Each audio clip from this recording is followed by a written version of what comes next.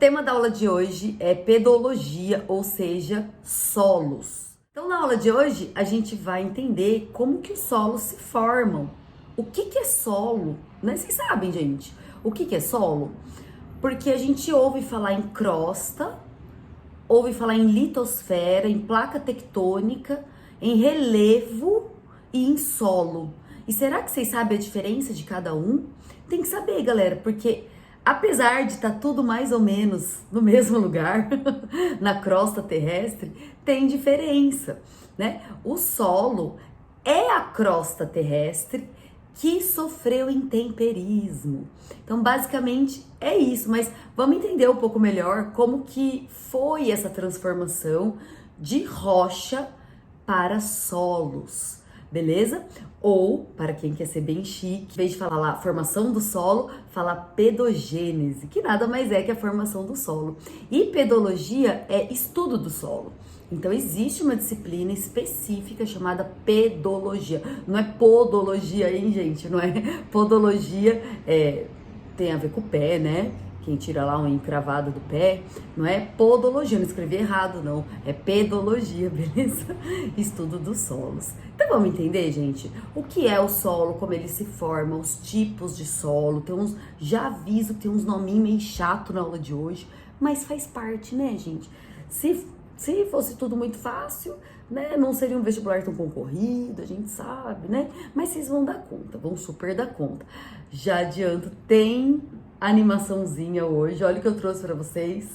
Uma placa tectônica, pra gente entender a formação do solo, já volto aqui nela. E aí, tem essa imagem, né, que mostram exatamente um solo se formando, mostra exatamente como se forma o solo. Então a gente tem três tipos de solo nessa imagem. O solo chamado primitivo ou recente, né? Um solo já jovem, que já passou por algumas coisas nessa vida, né? E um solo maduro, um solo antigo, tá? Vocês já podem ver que um solo maduro, ele já é mais profundão, né? Como que eu sei, professora, a profundidade de um solo? Ora, você vê o tamanho da rocha mãe. E eu vim vestida de rocha, vocês veem que eu venho tudo a caráter para vocês. Hoje eu vim vestida de rocha mãe. Não sou mãe, né, de filhos reais, mas sou mãe de filhos com pelos, mas eu sou a rocha mãe aqui na aula de vocês, beleza, gente? Ó, vocês estão vendo aqui na imagem a palavra rocha? Estão vendo, galera? Aqui, ó. Vejam que elas têm tamanhos diferentes. Quanto maior a rocha, esse solo, ele é raso. O solo é a parte de cima dessa rocha, né? É bem rasinho. É um solo recente, ou raso, ou primitivo. Depois, conforme essa rocha mãe vai intemperizando, vai sofrendo ação do vento, da chuva, tá vendo que tem uma nuvenzinha aqui? Não é à toa, né? É proposital, para vocês guardarem que a formação do solo se dá a partir do intemperismo da chuva, o desgaste dessa rocha mãe. E conforme mais passa o tempo, mais desgasta, mais vai quebrando os pedacinhos da rocha, mais a água vai alterando essa rocha, a parte superficial, e esse solo vai sendo criado. Aí ele vai ficando cada vez mais profundo, porque a água vai entrando, etc. Não é? Até que a gente chega no solo mais madurão. Veja o tamanho da rocha como tá pequenininha, porque tá bem intemperizado, é um solo bem antigo. Então a gente associa solos profundos com solos bastante antigos ou com climas bastante chuvosos. A água vai penetrar mais, a gente vai ter solos mais maduros. Deu para entender, pessoal? Então, vamos retomar. O que é solo, afinal de contas?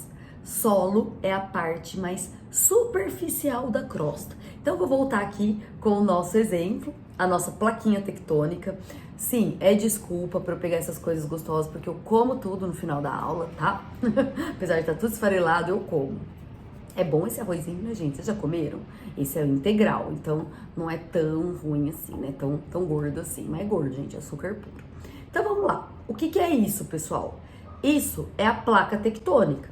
Ou seja, é a rocha, o magma que endureceu, tum, formou rocha. Pode ser uma placa formada por sedimentos compactados, Pode ser uma rocha sedimentar, Rafa? Pode ser uma rocha sedimentar, mas é uma rocha, independente se é sedimentar, se é magmática, se é metamórfica, é a placa tectônica, é a crosta, é a litosfera, o que você queira chamar. E na parte de cima tem o contato com o ar, tem o contato com a chuva, beleza? Então vamos lá, vamos começar a intemperizar essa rocha? Vamos intemperizar. Ó a unha da professora estragando no experimento. Nossa, tá grudado esse arroz, nem pra soltar, né? Bom, mas vocês entenderam. Aqui, ó. Já intemperizei, soltei aqui um pedacinho, tá vendo? Conforme vai passando os anos, esse solo, a parte de cima, vai ficando todo quebradinho, todo quebradinho. Isso vai formar solo. Solo é a parte mais superficial da rocha, que é a crosta. Deu pra entender, gente? Que é duro, vocês viram que é duro, né? Só que vai cavando, ó, vai formando chuva, vai chovendo, vai ventando, tal, bichinho vai andando, minhoquinha, né? Vão cavando, vai pisoteando, vai quebrando, ó. Já quebrei uns pedacinhos aqui. Essa parte de cima, bem quebradinho, o que é, pessoal? Solo. Então é assim que o solo se forma, com a chuva, com o vento, com todas as alterações intempéricas, né, da superfície, que vai esfarelando, vai quebrando essa rocha. Tranquilo, gente? Deu para entender? Agora, quando o solo fica todo quebradinho, já dá para a planta viver aqui. Porque uma planta, para viver, ela precisa dos minerais do solo, além da água e da luz para fazer a fotossíntese. Ela também retira minerais do solo. E onde que a gente encontra minerais, pessoal? Na rocha, não é? Rocha nada mais é do que um conjunto de minerais. A rocha é composta por minerais. Então, quando fica fofinho, já dá para a planta pôr lá uma raiz, já dá para nascer vida aqui, vida vegetal. Vida animal também, mas vida vegetal. E conforme as plantas vão crescendo nesse solo, ela retira do solo os minerais, que é um dos alimentos dela, e ao mesmo tempo pode cair uma folhinha, né? Vai um bichinho, faz lá suas necessidades, seus número 2, enfim, vai depositando matéria orgânica. Então a parte de cima desse solo, além de estar toda quebrada, né, virou terrinha, virou farelo, né, virou farelinho de rocha, que é o solo, ela ainda tem deposição de matéria orgânica, da própria vegetação que nasceu ali, dos animais, etc. Essa matéria orgânica dá também fertilidade ao solo, acrescenta fertilidade a esse solo. Então, a gente pode classificar um solo de acordo com a sua fertilidade. E o que é um solo fértil, pessoal? Um solo fértil, ele tem que ter os minerais que vêm da rocha, e aí, dependendo da rocha, vai ter minerais diferentes. Por isso que a gente tem alguns solos mais férteis, porque tem um tipo de mineral específico. Alguns solos mais pobres, porque tem minerais que as plantas não gostam, não dá para ter agricultura ali, exceto se corrigir, né? Então, depende dos minerais. Agora, além disso, depende também da matéria orgânica. Isso dá para adicionar, né? Então, tem esses dois tipos. Pegaram, gente? Um solo pode ser fértil com os minerais ou com a matéria orgânica que cai. São duas fertilidades que se dão a esse solo. Solo é a parte mais superficial da rocha e sofreu intemperismo químico pluvial. O que é isso? Sofreu intemperismo da água da chuva, principalmente. É a água da chuva que vai penetrando e aprofundando esse solo. Quanto mais a água penetra, mais ela altera o solo, mais ela altera a rocha, perdão, e essa rocha vai virando o solo. Então, resumo da ópera. O que é solo? É a rocha que se alterou, né? Que se intemperizou. Pegou aí, gente? Estão entendendo? Vamos falar agora de profundidade. Caiu ano passado. Caiu exatamente essa questão, pessoal. O que isso mostra? Tem tudo a ver a profundidade do solo com o clima. Como assim, Rafa? Agora clima tem a ver com o solo? Ora, gente, não é a chuva que forma o solo, basicamente? Né? Quanto mais chove, mais a rocha vai se intemperizar. Então, climas muito chuvosos vai ter um solo mais profundo. Vamos olhar aqui no gráfico? Ó, onde a gente tem aqui florestas tropicais, vamos pegar aqui a Amazônia, a Mata Atlântica, são florestas tropicais, né? Ou chamadas de rainforest. Nessas florestas, bom, para ter floresta tem muita chuva. Olha a profundidade desse solo, vem do lateral, né? É um perfil aqui, perfil de solo. Tá vendo que é bem profundo? Agora, vamos pegar um lugar de estepe. Estepes, gente, é aquela vegetação que é um matinho seco, ou seja, não chove muito em lugar que tem essa vegetação de estepe. Olha o deserto, né? Lugares que são desertos ou de clima semiárido. Olha como o solo é rasinho. Por que o solo é tão rasinho? Porque não chove e é a água que vai dar profundidade a esse solo. Acho que deu para entender, né, gente? Se você pegar um solo de tundra é aquela vegetação lá perto do Polo Norte, né, dos países nórdicos, é um musgo, musgos e líquens, não chega nem a ser grama, é musgo, de tão pequenininha que é essa tundra. Por que lugares tão frios têm essa tundra? Porque lugar frio é seco, né? Lugar frio é zona de alta pressão. A alta pressão expulsa a umidade. Então, os polos são muito frios e são muito secos. Opa, se é seco, o que é esse solo? Raso. Como é o solo da tundra? É raso, não é profundo não. Agora, zona de podzolização. A gente tem aqui um clima, por exemplo, temperado, né? Então, em climas temperados, na zona temperada, tem chuva. Não é uma chuva tropical, que chove mais, né? De um clima equatorial, tropical, que chove mais. Na zona temperada, chove, chuvas regulares, que a gente fala, mas não é assim muito. Tá chovendo ali constante. O solo tem uma média profundidade. Então, a profundidade do solo tem tudo a ver com o clima, se é seco ou chuvoso. Agora vem a parte meio chatinha dessa aula. Os nomes. Tava demorando, né? Tava fácil demais, não tava? Ó, vamos com calma. O solo raso, você já entendeu que tem pouca chuva. Eles recebem o nome de litossolos. Eu coloquei aqui que é o solo, por exemplo, da Caatinga, do nosso Nordeste. Lá chove pouco, sertão nordestino, tem a vegetação de Caatinga, né? Lá o solo é super raso, é um litossolo. E o solo profundo, o solo que tem muita chuva, o solo de climas quentes e chuvosos, são chamados de latossolos. Então, litossolo e latossolo tem a ver com a profundidade desse solo, beleza? A gente tem, no Brasil, 40% do nosso solo são latossolos. Por quê, gente? Porque o Brasil predomina climas chuvosos. Estão associando, pessoal? Né? Então, associem sempre profundidade com a quantidade de chuva dos climas. Beleza? Agora, Rafa, será que dá para associar essa profundidade, essa quantidade de chuva com a fertilidade? É claro, são coisas totalmente ligadas. Vocês concordam, gente, que quando chove muito, essa água vai penetrar no solo, né? E ela vai arrastar para baixo os minerais. Ela vai lavando. A água, ela tem o poder de levar com ela, né? Os sedimentos. Se ela leva sedimentos, ela vai lavando, vai levando os minerais juntos.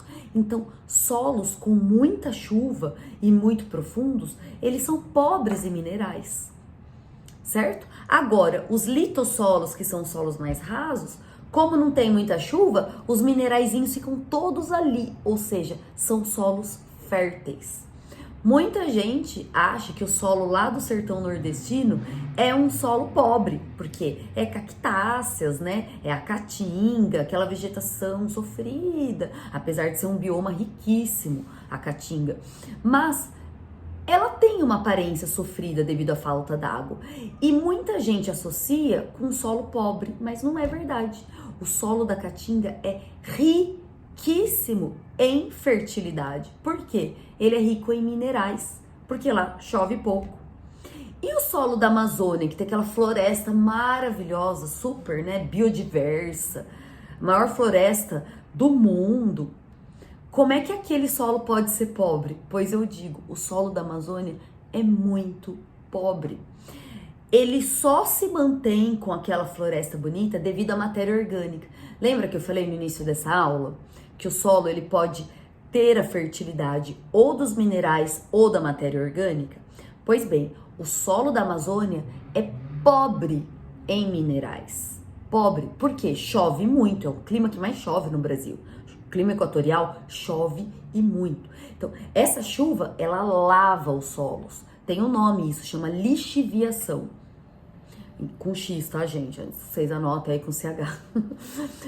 O solo lixiviado é um solo lavado pela água da chuva. Então, a chuva carrega embora os sedimentos, os minerais que vão cair em rios ou vão sendo depositados cada vez mais profundamente em lençóis freáticos e assim por diante. Ou seja, ela lava os minerais embora. O que segura a floresta amazônica? A matéria orgânica da própria floresta. Por isso que, se o desmatamento da Amazônia avança, a floresta não se recompõe, né? Vira, porque o solo é muito pobre. Se tira a matéria orgânica, vira um deserto. Olha o perigo, gente. Por isso que desmatar a Amazônia é o maior perigo que existe. O Nordeste, por ter um solo tão fértil, né? Eles se aproveitam das águas do Rio São Francisco. Já ouviram falar da transposição do Rio São Francisco? É uma obra artificial, né? Que o governo abriu 2 braços do Rio São Francisco, 2 canais artificiais, para o rio meio que desviar as águas e usar essa água para irrigar plantações de fruta. Então, a fruticultura, as margens do Rio São Francisco, são muito grandes, muito ricas. A gente exporta muita fruta, né? Principalmente cítricos e uvas. Então, cítricos, uva, melão, são frutas são frutas muito plantadas nas margens do Rio São Francisco, usando a fertilidade do solo. Então os caras sabiam disso, que o solo é fértil. O que falta no Nordeste, gente? Água. Se cai água naquele solo, pelo amor de Deus, nasce tudo que você plantar ali. E eles usam bastante para fruta. Certo, gente? Tá gostosinha a aula hoje, né? Sobre solos. Dependendo da declividade desse relevo, tem a ver também a velocidade que essa água é infiltrada ou ela é escoada superficialmente devido à declividade. Além do clima, só pensando em chuva, onde tem muitos animais, eles podem compactar esse solo, né? Então, lugares de gado é solo muito ruim, porque o peso da uma vaca pesa vários arroba da gente. Então, o peso da vaca, o peso do boi, ele vai compactar esse solo. Mas ele traz matéria orgânica das fezes, né? São os estrumes, os estercos, isso traz uma fertilidade meio que aí boa para o solo. Mas a compactação meio que não ajuda muito. Por isso, a área de pastagem é uma área meio que perdida, gente, biodiversamente falando. Porque tá tão compactado, fica anos ali aquele gado pisoteando o solo, que fica um solo meio perdido. Então, a infiltração é a água que penetra na rocha e vai alterando. E o escoamento superficial é outra coisa, não é infiltração. Uma coisa é infiltrar, outra coisa é escoar. Lateralmente, né? A gente chama de escoamento superficial esse solo. Então a gente associa com a palavra drenagem. Agora, quanto mais plano, mais favorece o intemperismo químico. É plano, a água vai penetrar e vai alterar bastante. Quando é inclinado, a água não vai penetrar, ela vai escoar. Então a gente não tem tanto intemperismo químico. Não tem como a gente falar de solos sem falar dos horizontes ou camadas do solo. Pois bem, vocês já entenderam que uma coisa é a rocha, outra coisa é o solo. Agora, esquece a pedra pura, né? A rocha. Vamos focar só no solo? Sim, ele tem camadas, né? A primeira camada, o horizonte mais superficial, vamos voltar aqui para nossa placa tectônica. A parte mais superficial, aqui de cima, é chamada de horizonte O, de matéria orgânica, O de orgânico. Tá vendo que aqui em cima tem bastante plantinha, tem bichinho, etc, né? Então, geralmente é um solo mais escuro, né? Mais avermelhado, mais acinzentado, bem mais escuro. Quanto mais claro for um solo, menos matéria orgânica a gente tem, tá bom? Associa isso. Então, tem maior atividade biológica, bastante humus, etc. Essa fertilidade orgânica. E a parte mais de cima é a parte mais, vamos dizer assim, fofa desse solo, que entra mais ar, né? Menos compactada. E aí a raiz da planta consegue penetrar. Depende se é um solo muito argiloso, mesmo a parte de cima, a argila, ela é meio impenetrável à água, né? Penetra, mas menos as raízes. Então depende também qual mineral é esse solo, se é argila, se é areia, etc. Nunca esqueçam disso. Aí a gente vem, passa o horizonte O, que é esse mais escurinho. A primeira camada, depois da orgânica, é a camada A. Ainda é um solo bom para agricultura. É a parte que a gente fala que dá para revolver, né, com maquinário. Antigamente usava arado com bois. Então você revolvia esse solo, né, remexia ele assim, para ele ficar solto e aí a sementezinha poder, né, passar no meinho e viver ali no meio. Se o solo tá muito compactado, não há planta que nasça ali no meio, a semente não tem forcinha, né, para sair. Então tem que revolver. Nessa camada A. Quando a gente vem aqui na parte C, B para C, a gente já tem pedacinhos de rocha, já tem ainda fragmentos, estruturas de rochas maiores, né? Principalmente a camada C. Então aqui já fica complicado plantar, porque tem muita pedra, entre aspas, rocha, certo? E é claro, até chegar na rocha mãe. Aí não planta, aí não é solo, não é nem solo, né? É a camada que acabou o solo, a gente fala que é rocha mãe. Então, isso se chama horizontes ou camadas. Claro, quanto mais chover, mais horizontes tem. Lugar que chove pouco, nem tem tantos horizontes, né? Tem a ver com a profundidade. Trouxe aqui outra imagem para a gente finalizar, da granulometria, que quer dizer o tamanho, né, desse sedimento, o tamanho da terrinha, do grãozinho da terrinha, que é o solo. Terra, gente, com T minúsculo, é o senso comum para solo, igual pedra é o senso comum para rocha, né? Então, terra do vaso, o chão de terra é solo, beleza? Então vamos lá, ó. O menor que tem é a argila. Então, a argila, pessoal, ela é muito pequenininha. É um grãozinho de areia quebrado em não sei quantos mil pedaços. Então, é o menor de todos. Como ela fica muito juntinha, você vê que dificulta infiltrar água. Depois vem um grãozinho um pouco maior chamado silt.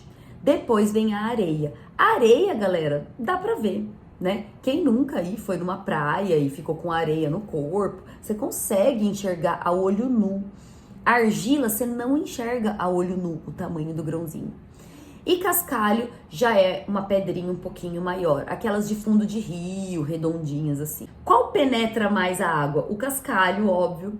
A areia, quem nunca fez um castelinho de areia na praia, né? Joga água, não puxa tudo a água para baixo, porque a água penetra, né? Infiltra em solos arenosos. Tem muitos espacinhos, vamos dizer assim. Agora, argila não. Você joga a água na argila, é difícil. Mulherada vai me entender agora. Quem já fez aí, meninas, uma máscara de argila no rosto, né? Que dizem que faz um lifting, né? Naquela limpeza. E depois para tirar aquilo, você joga a água, não sai. Porque é difícil penetrar água no negócio, né? A argila é muito impermeável. Ela é permeável, mas é pouco permeável. Vamos terminar com a fertilidade. Falei bastante já para vocês. Então a gente finaliza com um mapa do Brasil. Gente, vermelho é pouco fértil, tá? E azulzinho e verde é muito fértil. Ou seja, o que predomina no Brasil? Solos pobres. O solo da Amazônia é pobre, é lixiviado, né? Latossolo. O solo do Cerrado, ele é muito pobre. E além disso, ele recebe um outro nome, laterizado, porque ele tem muito ferro. O ferro deixa o solo ácido, é ruim para plantar. Ai, Rafa, mas como tem tanta plantação lá? Correção artificial, eles colocam cal, né? Faz a calagem e baixa essa acidez do solo. Mas naturalmente não dava para ter tantas plantações no Centro-Oeste. O solo da Zona da Mata é fértil porque é uma rocha metamórfica ali que sofreu intemperismo e virou o solo massapê, muito fértil, associa com a cana. E para terminar, quem mora em São Paulo, quem já viu a terra vermelha desse interior paulista, né? Caipira do pé vermelho. Eu era chamada assim quando era criança, porque morava lá em Santa Cruz do Rio Pardo, uma terra vermelha. Não é vermelho de fertilidade, não é vermelho de ferro, não, tá? É solo fértil, chamado terra roxa. Não é roxa, é vermelha. É o nitossolo. Foi um derramamento de basalto, né? Um derramamento vulcânico que deixou esse solo fértil. Então, associa aí com a cultura do café. E agora, por último, a gente vai falar dos problemas ambientais que envolvem o uso do solo. O primeiro problema é a lixiviação, que eu já falei para vocês, que ocorre em climas muito chuvosos, que a chuva leva embora os minerais, então o solo fica pobre. O segundo problema é a laterização. São solos com muito ferro, muito alumínio. Esses tipos de minerais, o ferro e o alumínio, eles deixam solos ácidos. Então é um solo avermelhado, mas não é de fertilidade, é de ferrugem. Sabe, um solo enferrujado? É o solo do Cerrado brasileiro, lá do Centro-Oeste. Então ele é um solo ácido. Tem que ser corrigido artificialmente para ter plantação lá. A nossa soja no Centro-Oeste, ela é adaptada ao clima, né? Porque ela é típica de climas temperados, do clima subtropical do sul.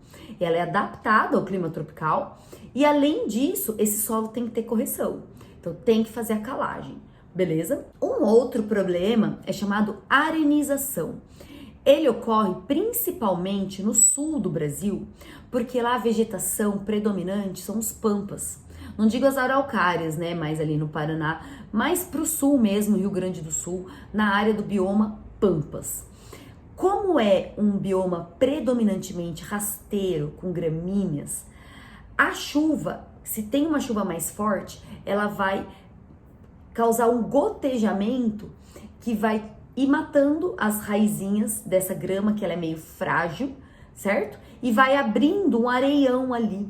A chuva mesmo, no que ela cai a gota, ela desloca a raiz, depois ela vai deslocando, quebrando esse solo e vai virando um areião, chama arenização. Beleza? Então é um fenômeno natural. Agora, como a gente tem muito gado nos pampas, né? E um desmatamento também, então mesmo o bioma pampas, ele sofre desmatamento, tem umas árvores, ele é agredido, então é um fenômeno essa arenização natural, mas ela é comprometida, ela é agravada com a ação humana, né? Quando coloca lagado ou faz um total desmatamento aí dos pampas. A gente tem também um outro fenômeno chamado desertificação, que é humano, é artificial, é diferente da formação de desertos, que é uma causa natural, né? Pode ter uma corrente marítima fria passando ao lado, ou uma cadeia montanhosa que não deixa entrar umidade. Agora, desertificação, ela é causada por uma prática agrícola muito antiga, na qual as pessoas, para plantar, elas ateavam fogo na vegetaçãozinha que tem, porque aí as cinzas traria matéria orgânica para esse solo. Aí o solo ia ficar fértil em matéria orgânica e ia plantar muito mais. Só que na próxima safra já não tinha mais a vegetação, eles tacaram fogo em tudo. Aí vai virando um deserto e eles vão avançando, queimando cada vez áreas mais para frente. A caatinga, por exemplo, a caatinga nativa, né? Acontece bastante no Nordeste. Já é seco, já chove pouco e eles ainda queimam a vegetaçãozinha natural que tem ali para plantar. Aí vai aumentando um deserto, só que não é um deserto natural, é artificial, chama desertificação. Então são causas antrópicas, beleza? E por último, o nosso último problema ambiental é a chamada salinização. O que acontece, gente? quando tem uma irrigação artificial, a água da irrigação, ela é geralmente trazida de rios. E a água do rio tem sais minerais. É diferente da água da chuva, que não tem sais minerais, né? A água da chuva é destilada. E aí, se é num clima quente, porque você tá precisando irrigar, provavelmente falta chuva, provavelmente são climas secos, semiáridos, né? Mas em climas semiáridos, que chovem pouco, no caso do Rio São Francisco, e eles usam a água do rio para fazer irrigação, quando essa água evapora, sobra sal na superfície e ocorre o fenômeno chamado salinização. Então é antrópico, é um problema no solo, ele fica cheio de sal, né? Fica tóxico para a planta e é causado por ação humana através da irrigação, né? Existe na Califórnia as chamadas dry farms, né? Fazendas secas. Né, na Califórnia, a gente tem o deserto da Califórnia, então é um clima mais semiaridão ali. Então eles usam a água de rios para irrigar essas fazendas, só que depois fica o sal quando a água evapora. Deu para entender, gente? E para recuperar um solo, né? O que são técnicas edáficas? Tudo que tiver a palavra edáfico tem a ver com solo.